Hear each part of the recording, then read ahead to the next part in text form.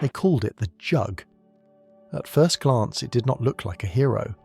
It was big and bulky, a single-engine fighter that seemed to belong more to a scrapyard than a dogfight. Pilots who first saw it in the sky joked about its size and awkwardness. Yet when the P-47 Thunderbolt began to patrol the skies over Europe, it changed how pilots thought about what made a plane great. It was not speed or graceful lines that mattered most in those deadly months. It was survivability, raw firepower, and the stubborn ability to come home when other fighters did not.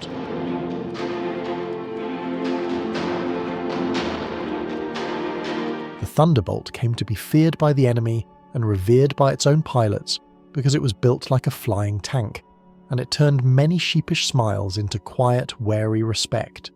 The story of the Thunderbolt begins with necessity and industrial ambition. In the late 1930s and early 1940s, Republic Aviation undertook a bold project, designing a fighter capable of escorting bombers at high altitude, carrying heavy armament, and surviving damage that would cripple other aircraft. It had to house a powerful radial engine, a turbo supercharger, and carry much fuel. Because it was bulkier, its designers paid a price in weight and drag, but that weight was also armour. The thick skin, robust structure, and radial engine made it less fragile under fire. Past failures of liquid-cooled engines that failed catastrophically under damage led to choosing air-cooled radial, which tolerated punctured oil lines and bullet damage far better. Historical design documents confirm the intent. Performance in adverse conditions, not speed records, was priority. One of the early variants, the P-47D, became the workhorse model, produced in vast numbers. Factories in the United States turned out thousands of examples, each heavy, each capable of carrying bombs, rockets, drop tanks, and being fitted for short field repairs. The sheer production scale meant that spares were often available, ground crews developed expertise, and damaged aircraft could often be put back into service. This logistical backbone is often underplayed in popular accounts, but surviving maintenance records and air depot reports show that the Jug's durability included its support system. When a P-47 returned with a damaged radiator intake or riddled ectoplasm of its fuselage, if critical parts survived, it could often be fixed and flown again. In the early years over Europe, many German Luftwaffe pilots treated the Thunderbolt with derision. Among them were aces flying Messerschmitt Bf-19s and Focke-Wulfs, trained in agility and deflection. They expected to outturn and outrun the Jug. But over time, pilots such as Erich Hartmann and Adolf Galland recorded respect in their memoirs. They noted that during escort missions and strafing runs, the P-47's aerial returns, damaged but still flying, forced German squadrons to change tactics, to engage only at longer ranges or from above, to avoid exposing vulnerable areas. Luftwaffe after-action reports from mid-1944 reveal that flank chase tactics lowered odds when facing heavily armed Thunderbolts. Robert S. Johnson, as mentioned earlier, logged multiple missions where his P-47 sustained severe damage and still made it back. Another pilot, Donald Dobson, serving with the 78th Fighter Group, had one mission where he lost hydraulic pressure, the tail stabilizer was damaged, and flaps were inoperable. His landing was rough but survivable. Stories like these built morale in squadrons. They gave a kind of faith. Fly with a Jug, you had a chance to survive even in hopeless situations. Then there was Francis Gabby Gabreski. Already one of the most successful Allied aces, he recognized the P-47's potential early. Over his service, he forced German fighters to adapt. On one mission, he dove at high altitude in his Thunderbolt, closing on a formation of FW-19s, firing a precise burst. Enemy aircraft disintegrated. Gabreski's tactics usually involved high dives and steep attacks, using the speed of descent and the heavy firepower to compensate for limitations in turning. His testimony in later interviews mentions how German pilots never knew what hit them when a Jug dove in, its mass-turning potential energy into devastating velocity and a deadly blaze from its guns. Another key mission occurred during the Schweinfurt-Regensburg raids in August 1943. It was a turning point for Allied strategic bombing. Escorting bombers deep over German territory, P-47s accompanied the heavy bombers, providing cover where none existed before. Enemy fighters found themselves with fewer easy targets, with Thunderbolts barging through flak and fighter opposition to protect crews whose survival earlier had seemed unlikely. The losses were high, but the presence of jugs increased the chance that bombers would return. Tactical debriefs from bomber units note seeing P-47s return widely damaged, yet always fighting until the fuel gauge pushed them home. The Battle of the Bulge in December 1944 showed yet another dimension. Ground infantry was surrounded by German forces, resupply routes were under threat. P-47 squadrons flew ground support and interdiction missions, loosing rockets and strafing German armour columns.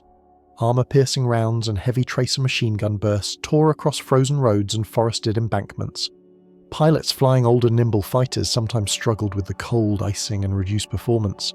The Thunderbolt's engine, designed for harsh conditions, its rugged landing gear, its strong frame, all played into its ability to operate in difficult weather. Veteran pilot accounts say many jugs came back with oil leaks, but still flying. One photo archive shows a jug landing in snow, its underside scraped and wheels battered, yet taxiing under its own power.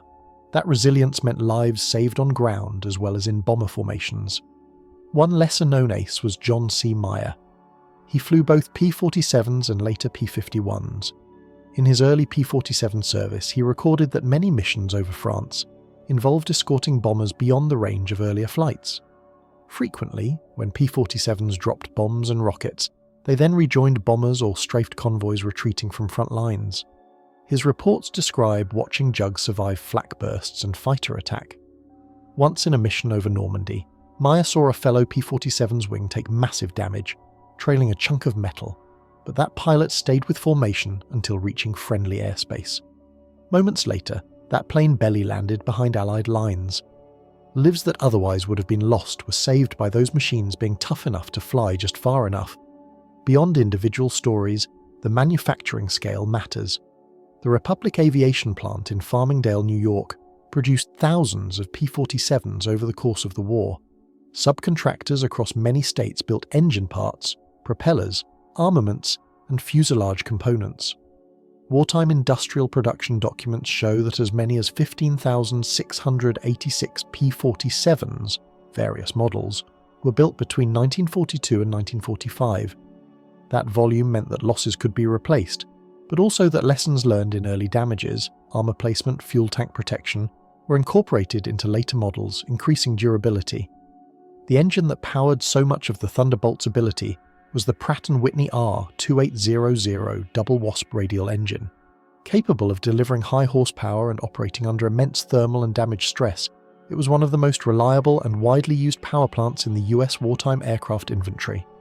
When numerous cylinders were hit by bullets, the engine often continued to run, sometimes on fewer working cylinders, enabling pilots to limp home. Maintenance logs and engineering reports from engine factories and repair depots show frequent overhauls and field repairs that preserved operational readiness. There is a human cost to every story of flight and armour. Some jugs did not return, some pilots were shot down, some bailed out over enemy territory and never made it home. The Thunderbolt's survivability reduced those losses but did not erase them. In accounts by bomber escort pilots, there are stories of comrades whose planes were crippled so badly they could not remain in formation, or whose engines caught fire despite armoured cowling. The decision to try to bring a bird home versus bailing meant risk and fear. That sense of grounded danger, the knowledge of how fragile human life is in war, made every mission feel heavier for those flying. Veteran letters preserved in archives often express gratitude for the jug's toughness, as well as sorrow for those it could not save. Comparison with other fighters helps clarify why the Thunderbolt's reputation grew.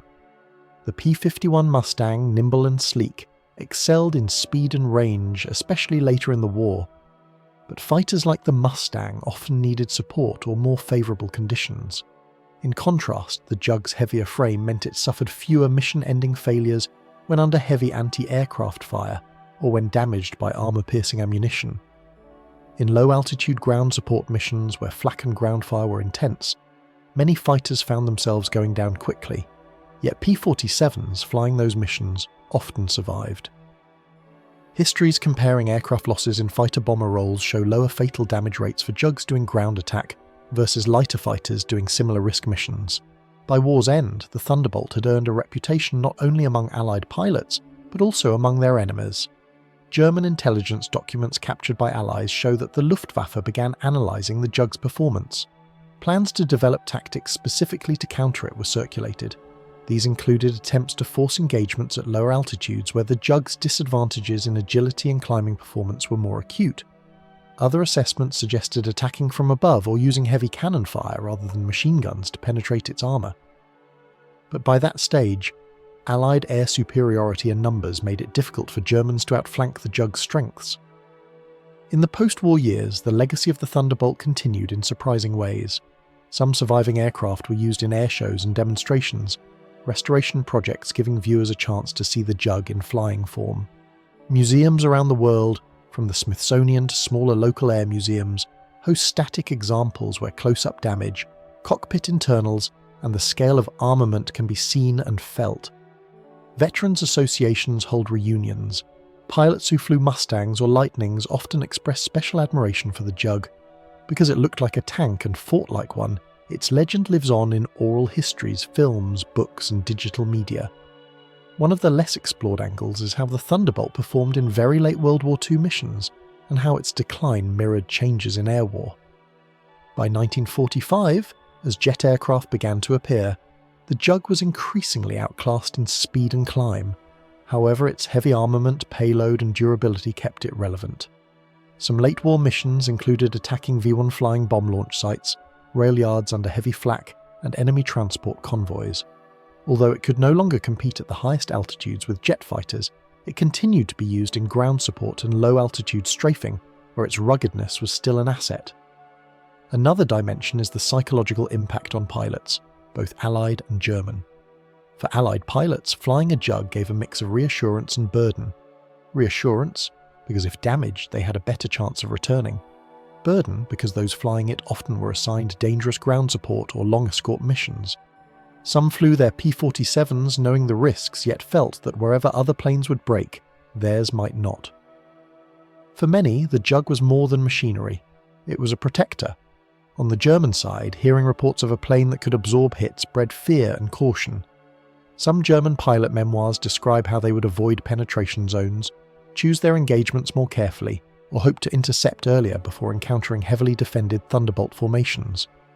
Even today, the Jug's reputation influences popular culture, restoration hobbyists, and educational projects. Films and video documentaries often use the Thunderbolt as emblematic of resilience. Scale models and flight sims regularly emphasize its durability and armament. In restoration, the difficulty is often preserving war damage, letting dents and holes remain rather than repairing them cleanly, because those scars are part of the story. Historians often argue that these physical scars are as important as the flight logs. They show what the Jug endured.